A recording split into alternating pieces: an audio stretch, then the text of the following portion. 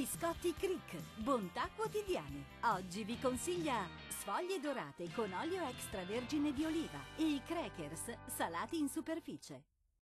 Domenica in compagnia della nebbia, sarà una giornata piuttosto grigia e come se non bastasse la presenza della nebbia aggrava il problema dell'inquinamento. Vediamo intanto il dettaglio del 15 novembre. Sul Veneto più nubi basse e nebbie ovunque e per tutto il corso della durata del giorno. Saranno veramente pochi gli spazi soleggiati. Temperature massime comprese tra 11 e 12 gradi, valori minimi tra 5 e 9 gradi. Vediamo se andrà meglio sul Friuli Venezia Giulia. L'alta pressione e il tempo asciutto saranno presenti, ma avremo anche qui nebbie e nubi basse ovunque con cielo spesso coperto e uggioso. Temperature in lieve calo con massime attese intorno ai 12-13 gradi, valori minimi tra 7 e 8 gradi.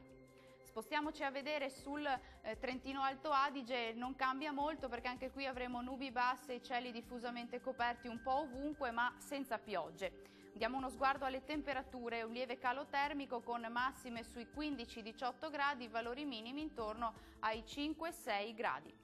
Il mare sarà generalmente calmo, i venti saranno deboli settentrionali lungo le coste e occidentali invece al largo.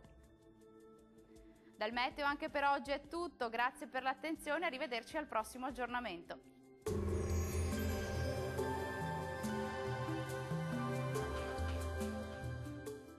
Biscotti Cric, bontà quotidiani. Oggi vi consiglia sfoglie dorate con olio extravergine di oliva e i crackers salati in superficie.